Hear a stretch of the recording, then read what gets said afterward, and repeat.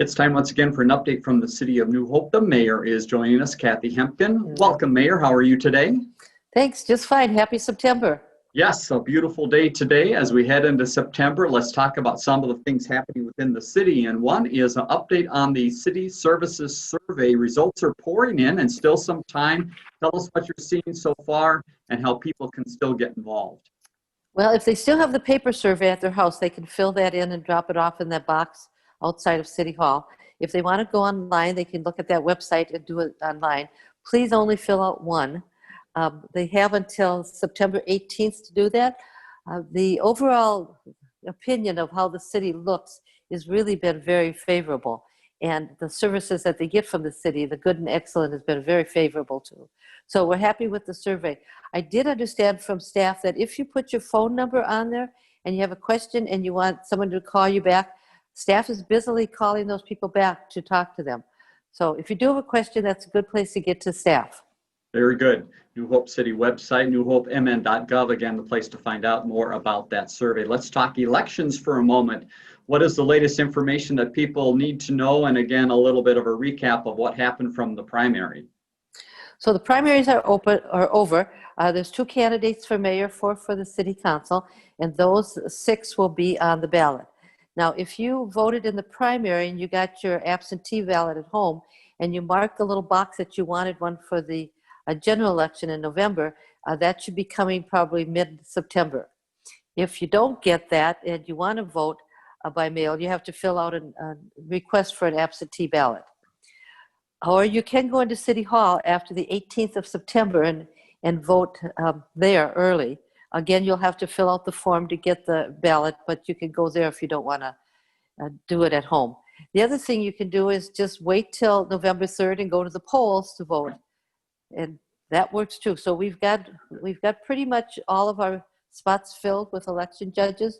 So we're still we're not recruiting anymore. Now we're just in the training phase. And of course there'll be social distancing and everybody will wear a mask. But some people just like to vote in person, and you can. Understand. Lots of ways for people to get involved in the election process. Let's move ahead to talk about. Yes.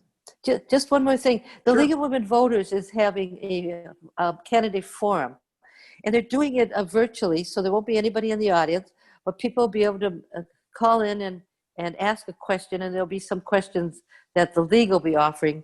So October 13th, they're doing the Legislative District 45, and then on October 14th, they're doing the City Council and the Mayor Forum.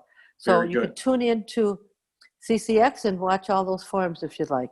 They'll be recorded as well, so if you missed that first day that they're on, that they're live, you can see them at a later point as well.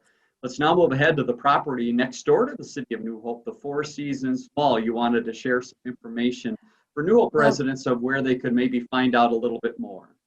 Well, I do, because a lot of people are asking what's happening with that, and these big projects take forever. And obviously we hear about them early on, and it's like, well, is anything happening at all? Well, Dominion Properties is actually going to build senior living and some apartments there.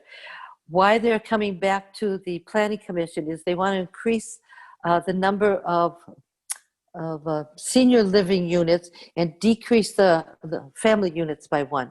So you can go onto that Plymouth website, and of course the meeting is Zoom because the Plymouth City Hall is closed, but you can get onto that Zoom meeting and see what's going on, give you a little more information. The only reason we have it is because we're a neighbor to them, and they have to tell the neighbors 750 feet. So we got a letter saying this is what's happening. We don't have any say in what's going on over there, right. But I do want residents to know what's happening.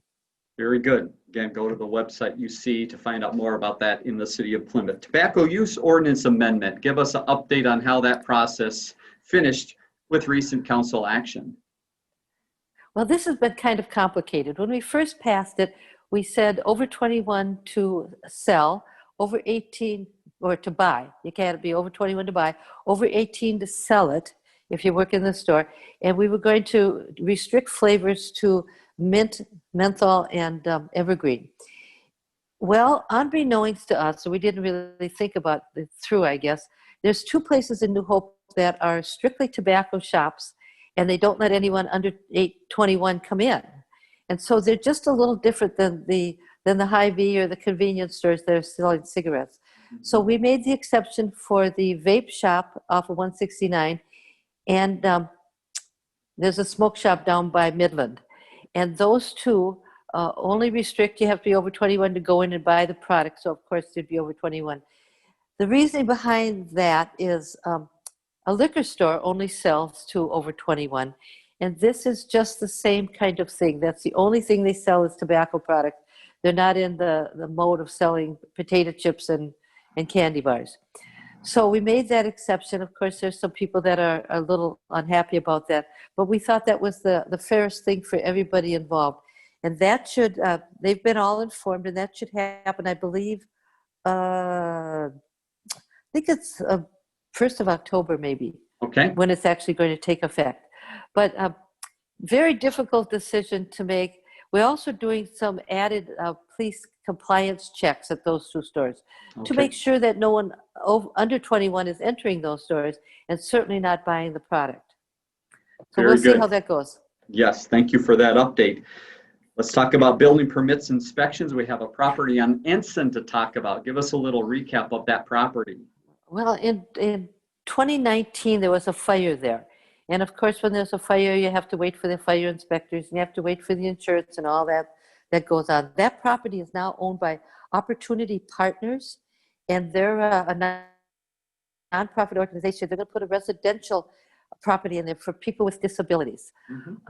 We don't own that property, they do, and they're going to have to come to the Planning Commission and show us the plans and that, but I just wanted people to know what was going in there.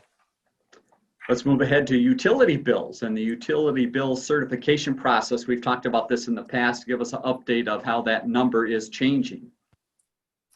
First of all, the city buys their water from Minneapolis, and we buy however many gallons we buy, and then we portion that out to our residents and charge them according to what they use. Well, if a resident doesn't pay that water bill, ultimately what would happen is it would get passed out to all the other residents to pay it. Well, instead of doing that, we certify that bill that they owe, and if they don't pay it, it goes on to their taxes. We put it onto their tax rolls, and then the state collects it, and then we get the money that way. So it started out at $407,000. It's now down to $281,000. Typically, we get this number down to about the $200,000 category, and then the rest goes on the utility bills. So there's a list of the people who aren't paying for whatever reason, but they will ultimately pay, because I don't want the rest of the residents to have to pick up that tab for them.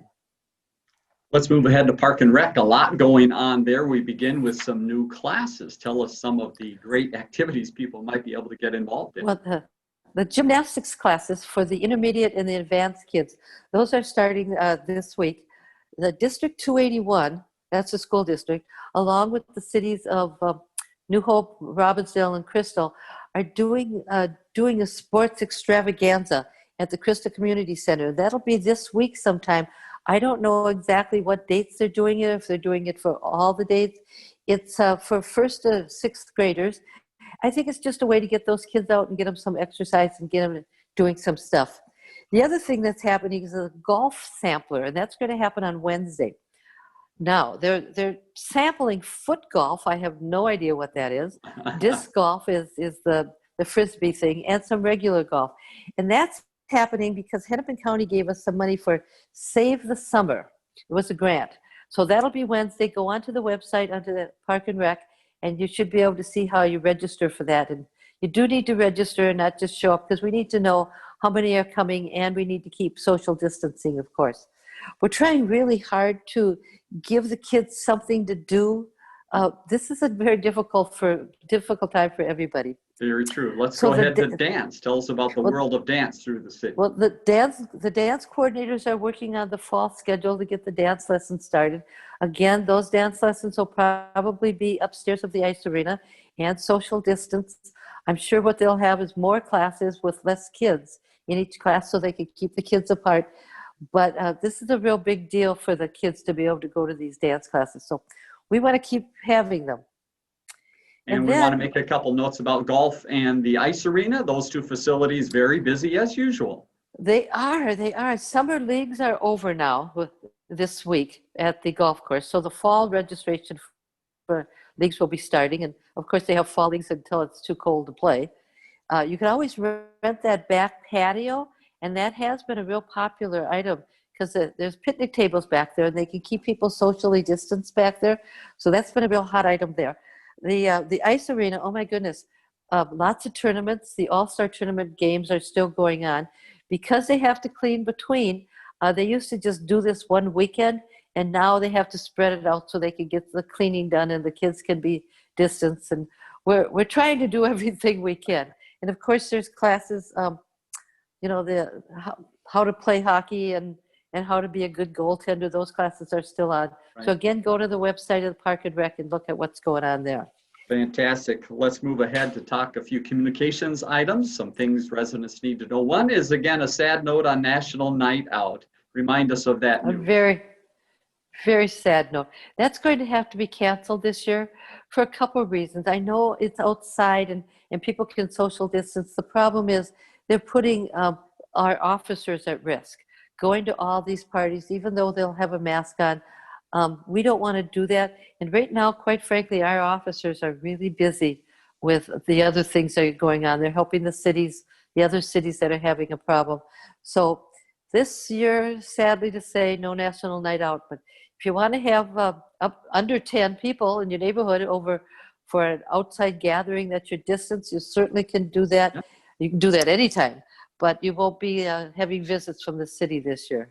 Understand.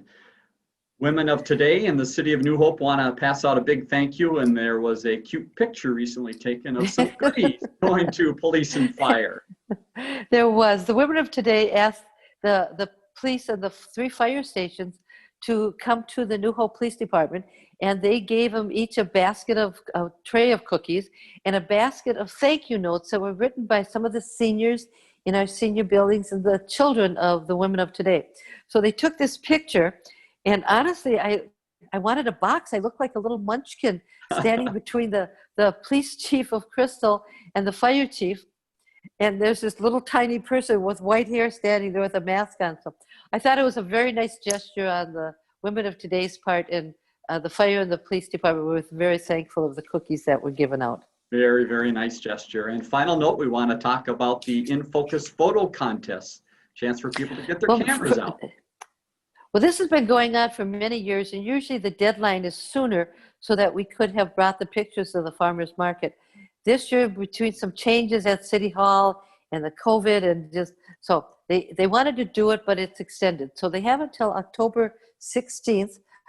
Go on the website. It'll tell you how to send the photos in. The photos need to be taken in New Hope, landscape, people, wildlife, just about anything you could think of, probably not fruit in a bowl on your table, but anything else. And if it has to be taken in New Hope, and submit those pictures, and then they'll do the judging sometime in late October and announce the winners in November. Very great. It's a nice contest, a great way for people to get involved in the city. Again, It is. newhopemn.gov, the place to find out more about that and many of the other items that the mayor talked about. Mayor Hemken, thanks once again for your time. Look forward to talk to you again next week. Thanks, Dave. See you next week. Learn more about The Connection at ccxmedia.org and follow us on social media.